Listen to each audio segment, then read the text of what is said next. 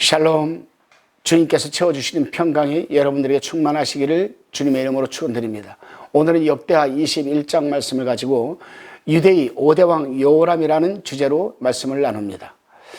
우리는 역대하를 읽고 묵상하고 나누면서 인간은 누구나 실수할 수 있지만 그 잘못을 뉘우치고 하나님께 돌아오면 언제든 회개하는 자를 용서하시고 받아주신다는 사실을 깨달았습니다.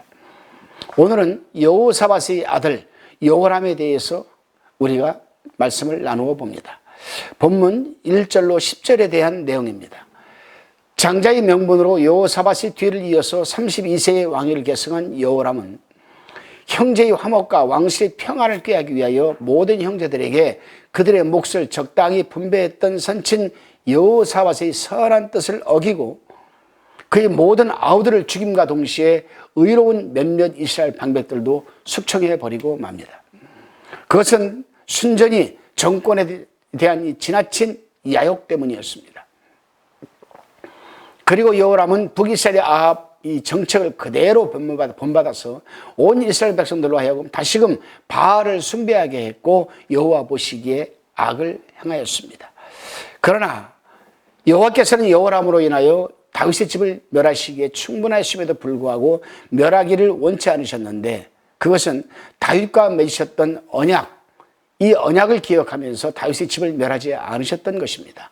이 부분은 사무엘하 7장 8절로 17절에 잘 기록되어 있습니다. 여기서 우리는 하나님의 언약에 대한 성실하심과 분명하심, 그리고 인내하심과 사랑이 얼마나 깊으신 것인가를 잘 보여주고 있는 부분입니다.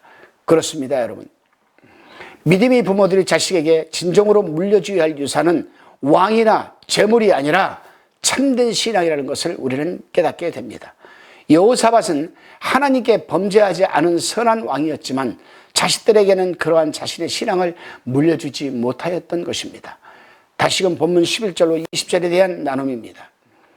여호람은 에돔과 림나의 배반을 통하여서 하나님의 징계를 받았음에도 불구하고 깨닫거나 회개하지를 않고 계속해서 이 우상의 산당을 세워 예루살렘 거민들로 하여금 음란하게 우상을 숭배케 한 여호람이 엘리야 선지자의 예언대로 더욱 강력한 여호와의 징계를 받아서 블레셋과 아라비아의 침입을 당하고 고치지 못할 창자가 빠져나오는 병이 들어 비참한 종말을 맞이하게 됩니다.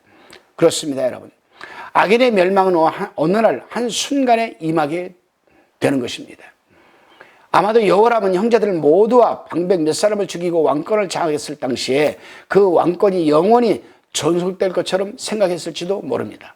그러나 여호람은 집권 8년 만에 갑작스런 블레셋의 침입으로 왕궁의 모든 이 재물과 그 아들들과 아내들을 빼앗겼고 자신은 졸지에 중병에 걸려서 2년 동안이나 고생하다가 죽고 말았습니다. 이처럼 악인의 멸망은 순식간에 연속적으로 이루어지는 것입니다. 그렇습니다. 하나님께 인정받지 못하는 지도자는 백성들이 인정도 받지 못하는 것입니다. 유다 백성들은 여호람이 죽었을 때 애도하거나 분향하지도 않았고 다윗이 열정히 묘실에 두지도 않았습니다. 이것은 여호람이 하나님의 징계뿐만 아니라 백성들로부터도 얼마나 많은 미움을 받았던 것을 잘 보여주는 부분입니다. 그러므로 지도자들은 항상 하나님과 사람 앞에서 공의 인정을 받을 수 있어야 하는 것입니다. 하나님께 인정받지 못한 사람들은 사람들에게도 인정을 받기 때문입니다. 하나님께 인정받는 사람은 사람에게도 인정받습니다. 또 사람에게 인정받는 사람은 하나님께도 인정을 받게 됩니다. 사랑하는 동역자 그리고 시청자 성도 여러분, 오늘 하루도 하나님과 사람들에게 인정받으시는 하루의 삶을 반드시 살아내시기를 주님의 이름으로 축원드립니다. 기도하시겠습니다. 하나님의 말씀은 언제나 신실하시고 분명하다는 사실을 잊지 않게 하옵소서. 그리고 오늘 살아가는 삶 가운데서도 하나님께 인정받는 삶이 되게 붙들어 주시고 사람들에게도 인정받는 하루가 되게 하여 주옵소서.